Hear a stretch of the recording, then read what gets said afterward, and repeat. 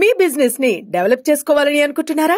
అయితే వెంటనే సంప్రదించవలసిన ఫోన్ నంబర్ 7729969299. ఉత్తమ్ కుమార్ రెడ్డి ఉత్త కోతలు చాలా మాట్లాడినావు.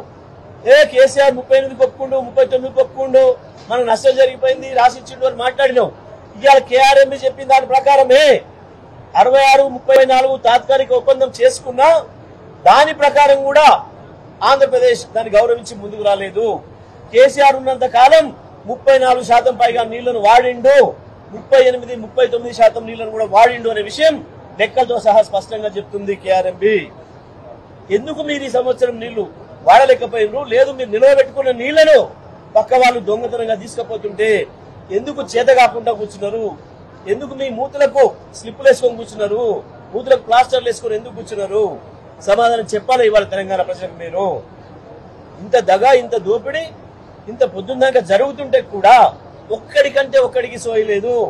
కేవలం కమిషన్లు దండుకోవడానికి, వచ్చిన వాటిని పంచుకోవడానికి, ఢిల్లీకి మూటలు పంపించడానికి టైం సరిపోతుంది తప్ప ఏం జరుగుతుంది? తెలంగాణ హక్కుల మీద దాడి ఎట్లా జరుగుతుంది? తెలంగాణ రైతాంగానికి ద్రోహం ఎట్లా జరుగుతుంది? తెలంగాణ 5 జిల్లాల మంచినీళ్ళ పరిస్థితి ఏంది అన్న సోయి ఒక్కడి కూడా లేదు ఈ మంత్రివర్గంలో, ముఖ్యమంత్రితో సహా. ఎండాకాలం వస్తుంది, నీళ్ళకి ఇబ్బంది అవుతుంది, మళ్ళీ పాత రోజులు వస్తున్నాయి. సమైక్యాంధ్రప్రదేశ్ లో ఉన్న రోజులే మళ్ళీ దాపురిస్తున్నాయి. ప్రజలు మళ్ళీ మహిళలు బిందెలు పట్టుకొని రోడ్ల మీద పోవాల్సిన దుస్థితి వస్తుంది, కనబడుతుంది. అనేక చోట్ల నుంచి వార్తలు వస్తున్నాయి. అయినా ఈ ప్రభుత్వానికి చీమ గుట్టినట్టు లేదు. పోతే పోనీ ఎక్కడెవరు వస్తే మాకేంది, మా కమిషన్ మాకు వస్తే చాలు కదా అన్న పద్ధతుల్లో ఈ ప్రభుత్వం వ్యవహరిస్తా ఉంది. రేవంత్ రెడ్డి ప్రభుత్వం ఇంత దుర్మార్గంగా ప్రవర్తించడం అనేది ఇంతకు మించిన శోచనీయ విషయం ఇంకోటి లేదు. మేము చెప్పిన తర్వాత కూడా, ప్రధాన ప్రతిపక్షంగా మేము హెచ్చరించిన తర్వాత కూడా దాంట్లో వీళ్ళు మాట్లాడలేకపోవడం అంటే వీళ్ళ బేలతనం ఏందో ప్రజలు అర్థం చేసుకోవాలి. ఉత్తమ్ కుమార్ రెడ్డి ఉత్త కోతలు చాలా మాట్లాడినావు. కేసీఆర్ 38 ఒప్పుకుండు, 39 ఒప్పుకుండు, మనకు నష్టం జరిగిపోయింది, రాసిచ్చిండు అని మాట్లాడినావు.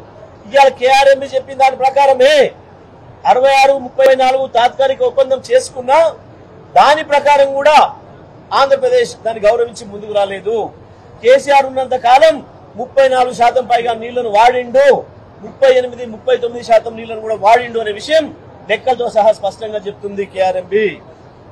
ఎందుకు మీరు ఈ సంవత్సరం నీళ్లు వాడలేకపోయినరు? లేదు, మీరు నిలవబెట్టుకున్న నీళ్లను పక్క వాళ్ళు దొంగతనంగా తీసుకుపోతుంటే ఎందుకు చేత కాకుండా కూర్చున్నారు? ఎందుకు మీ మూతులకు స్లిప్పులు వేసుకొని కూర్చున్నారు? మూతులకు ప్లాస్టర్లు వేసుకొని ఎందుకు కూర్చున్నారు?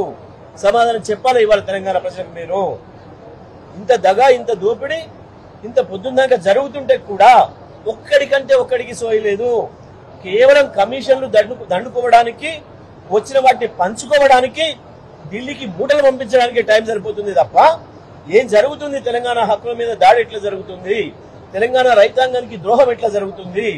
తెలంగాణ 5 జిల్లాల మంచినీళ్ళ పరిస్థితి ఏంది అన్న సోయి ఒక్కడి కూడా లేదు ఈ మంత్రివర్గంలో, ముఖ్యమంత్రితో సహా. ఎండాకాలం వస్తుంది, నీళ్ళకి ఇబ్బంది అవుతుంది, మళ్ళీ పాత రోజులు వస్తున్నాయి. సమైక్యాంధ్రప్రదేశ్ లో ఉన్న రోజులే మళ్ళీ దాపురిస్తున్నాయి. ప్రజలు మళ్ళీ మహిళలు బిందెలు పట్టుకొని రోడ్ల మీద పోవాల్సిన దుస్థితి వస్తుంది, కనబడుతుంది. అనేక చోట్ల నుంచి వార్తలు వస్తున్నాయి. అయినా ఈ ప్రభుత్వానికి చీమ గుట్టినట్టు లేదు. పోతే పోనీ ఎక్కడెవరు వస్తే మాకేంది, మా కమిషన్ మాకు వస్తే చాలు కదా అన్న పద్ధతుల్లో ఈ ప్రభుత్వం వ్యవహరిస్తా ఉంది.